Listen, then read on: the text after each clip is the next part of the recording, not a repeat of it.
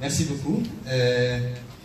L'avantage de parler en dernier, c'est qu'on n'a pas beaucoup de choses à dire, où on a envie de donner son avis par rapport aux interventions des uns et des autres. Et je me présente, Ibrahim Adalé Diouf, je suis enseignant-chercheur à l'université Cheikh Anta Diop de Dakar. Je suis chef du département de la plus grande faculté de la plus grande université d'Afrique de l'Ouest.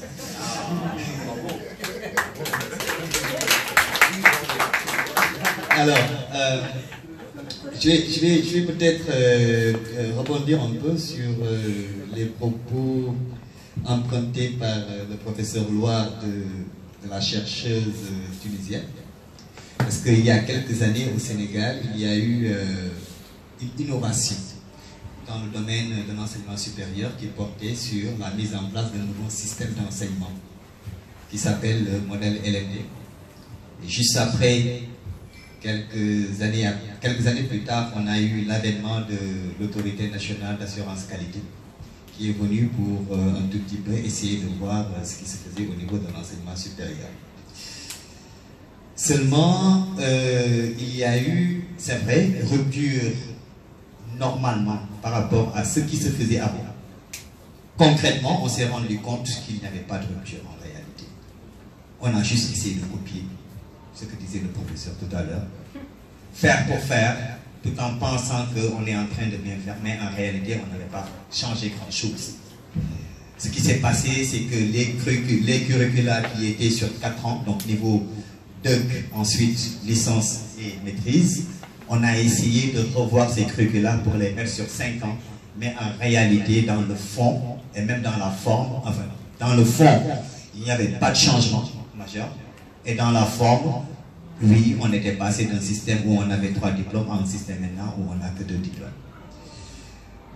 Concrètement, cela s'est passé par, cela s'est traduit par quoi? Par une désarticulation de nos différents programmes qui n'étaient plus conformes en tout cas à ce que les gens avaient l'habitude de faire et de voir. Le changement ne s'est pas opéré comme cela se devait ou comme cela s'était pensé parce que les différents acteurs n'étaient pas impliqués. Quand je parle des différents acteurs, il y a bien sûr les décideurs politiques qui avaient pris ces décisions. Il y a les enseignants et tout le staff des différents départements et des différentes universités en tout cas. Il y a les apprenants, les étudiants qui ne se retrouvaient plus dans ce nouveau système en tout cas qu'on venait de leur faire, enfin qu'on venait d'intégrer. Et donc il y avait des articulations entre les besoins réels d'innovation que la société avait et le système qu'on venait de mettre en place pour dire et faire comprendre aux gens qu'il s'agissait d'une innovation en matière d'enseignement. Et cela m'a fait un tout petit peu réfléchir sur oui, il faut innover. Oui, comme le dit également le professeur Fatou Sall, il faut innover pour apporter des solutions aux problèmes ou en tout cas aux besoins de la population. Et donc, il est nécessaire qu'il y ait cet arrimage entre les besoins, la mise en place d'une innovation et l'intégration de cette innovation aux processus sociaux. Si nous perdons ce lien, est-ce qu'il serait possible aujourd'hui de parler d'innovation? En matière, en tout cas, d'éducation, en matière d'enseignement supérieur, le système LMD qui est là, on n'a toujours pas, je pense que tout le monde en parle. On va faire le bilan, on va faire un stop pour voir qu'est-ce que ce système a changé, qu'est-ce que ce système a amené, qu'est-ce que ce système a permis jusqu'à présent. On attend toujours de voir réellement qu'est-ce que le système LMD a amené. On nous parle aujourd'hui d'Anaxup, il faudrait que les programmes soient en phase avec les besoins et les exigences. Il faudrait que l'étudiant soit au centre, au cœur même de du système, etc., etc. En réalité, c'est du bluff. C'est du bluff. Tant que ça sera du bluff, c'est juste la coquille qui est là. Mais en matière d'innovation réelle qui peut impacter sur le devenir des populations, il y a encore des choses à faire. Et donc, en tout cas, la réflexion que je voulais faire, et pourquoi j'ai dit chef du département de la plus grande faculté, de la plus grande université, c'est pas pour rien, c'est pour dire que nous avons parfois des difficultés à faire bouger les choses, parce que c'est tellement ancré dans nos réalités. C'est tellement difficile parfois certaines structures comme l'université Cheikh Anta Diop qui bougent difficilement. Pourquoi? Parce que c'est un mammouth en fait. Pour le faire bouger, c'est extrêmement difficile. Qu'il faudrait prendre le temps nécessaire et voir réellement quels sont les besoins afin de mettre en place cette logique de disruption qui pourrait nous permettre évidemment d'arriver à satisfaire les exigences, en tout cas de nos sociétés. Et pour finir, c'est ça aussi l'avantage de prendre en dernier la parole,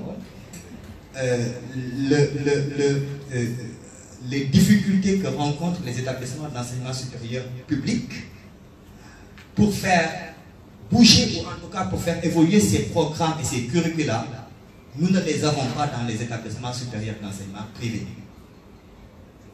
Parce que dans le public, nous avons des procédures administratives tellement lourdes que pour faire évoluer, par exemple, un programme, nous sommes obligés de faire passer ces différentes évolutions jusqu'à l'Assemblée nationale.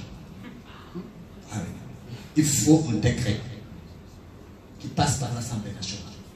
Et donc, lorsque nous nous inscrivons dans une certaine dynamique, il faudrait intégrer cela, tout en sachant que les deux sont complémentaires. Ce que le public ne peut pas faire, le privé devrait pouvoir le faire pour un système d'enseignement supérieur global qui soit cohérent avec les besoins de la société. Voilà.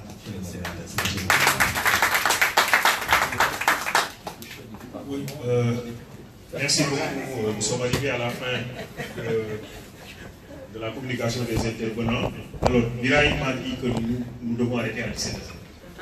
Alors, si c'est comme ça, ça veut dire que nous n'avons au fond que 6 minutes. Je ne sais pas comment on va organiser ça. Bon. On fait parler la salle et puis on désigne la dame pour répondre. Ah ouais, donc on va donner la parole à... non, attends, je vois. Il y a 4 mains qui se lèvent. 4, oui, je ne fais pas des 4. 5 finalement. Je préfère donner la parole à ceux qui ne sont pas de guerre. Bon, voilà. Donc, Sow et lui, vous êtes... C'est très important. Oui, je sais. Mais on le réglera après. Donc, voilà. Merci beaucoup à l'assistance et merci beaucoup aux panélistes. Je m'appelle Souleymane Ndao. Donc, économiste, alors ça va pas être seulement une question, mais une petite contribution relative à ma petite expérience de chercheur. Alors, par rapport aux méthodes, par rapport aux approches théoriques, etc.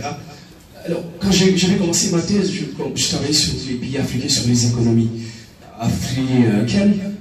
Et mon directeur de thèse m'avait dit au départ que, alors ici, il y a deux équipes, il y a deux approches. Alors, il y a une approche plutôt orthodoxe, ou qu'on appelait mainstream, et l'autre approche, c'était une approche plutôt hétérodoxe. Alors, il me disait, dans le cadre de ta thèse, il n'y a pas 1000 manières de faire.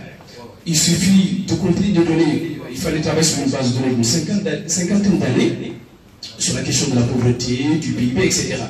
Et encore sur les données, il y avait énormément de soucis par rapport à la question du PIB. Déjà, on sait en Afrique, le PIB, ce que ça représente, c'est une bonne partie des activités informelles sont écartées, etc. Et finalement, cela ne traduit pas la réalité des choses, ce qui fait que les institutions internationales du Brésil sont lourdement trompées quand il s'agissait, ce qu'on va appeler, de mettre en place des programmes d'ajustement structurel. Alors, pourquoi les solutions n'avaient pas apporté, ce n'est pas des remèdes, mais même véritablement des remèdes, c'est parce que tout simplement la manière dont les théories ou les approches sont conçues s'écartent totalement des réalités africaines.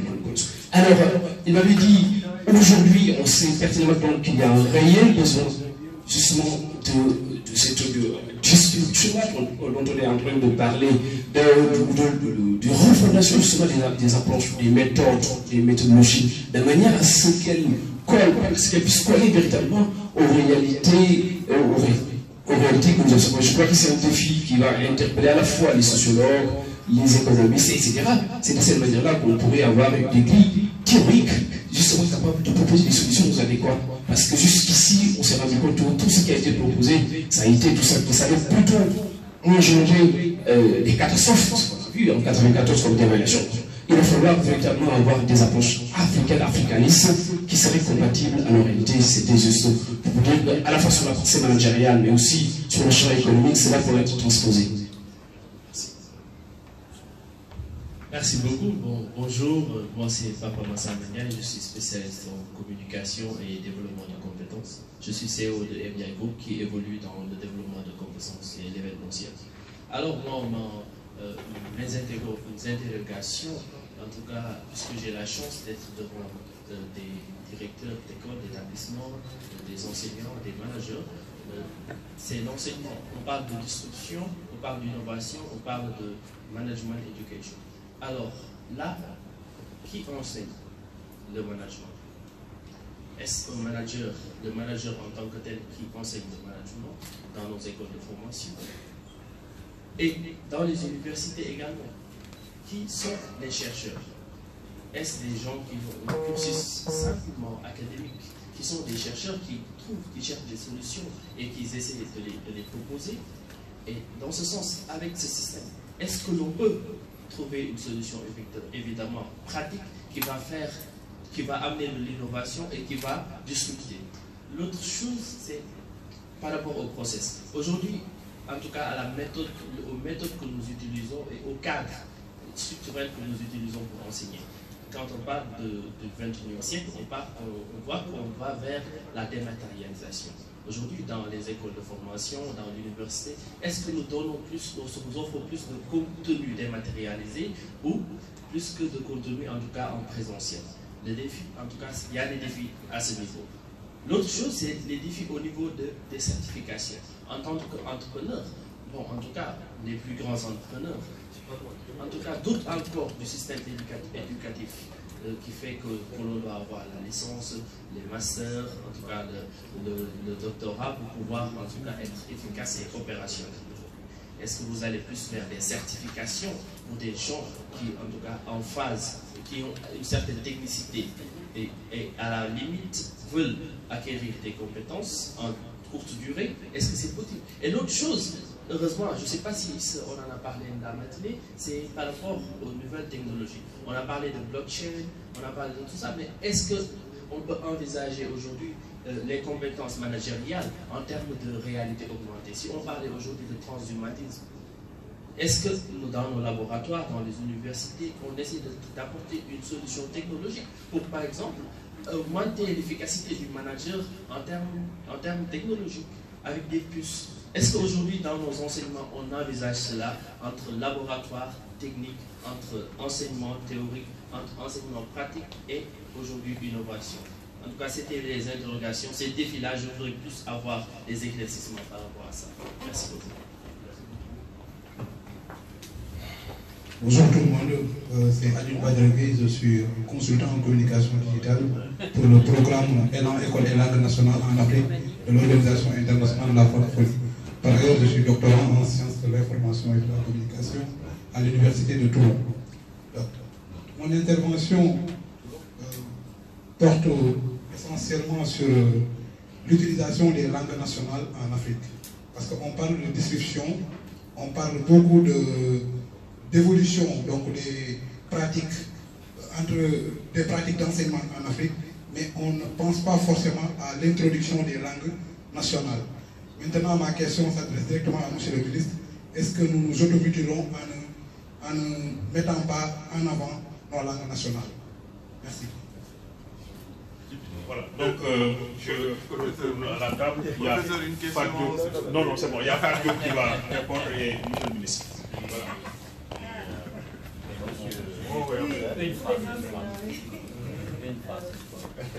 Merci, monsieur le modérateur. Ça, c'est la distribution. C'est-à-dire, c'est l'innovation. Dire que ce sont les femmes qui répondent aux questions. C'est de la distribution, c'est de l'innovation. Radical. Je voulais répondre par rapport, d'abord, les professeurs vont compléter, mais par rapport à deux questions principalement. Qui doit enseigner le management? Nous avons les enseignants-chercheurs, parce que dans le management, on enseigne aussi bien la théorie que la pratique. Nous avons les enseignants-chercheurs, nous avons les professionnels. Mais ce qui est préférable, pour ce qui est de la stratégie, tout ce qui tourne autour de la stratégie, parce que quand on regarde l'histoire de la stratégie, c'était les militaires qui enseignaient la stratégie dans les business schools, dans les années 1920, avec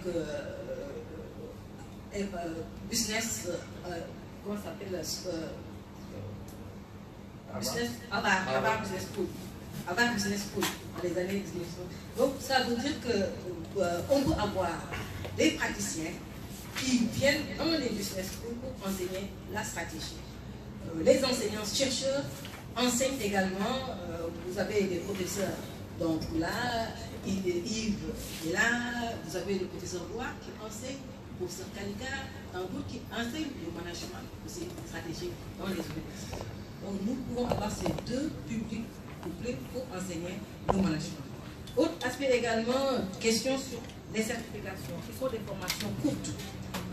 Moi je dis qu'on revient à une tradition. Ces formations courtes ont toujours existé.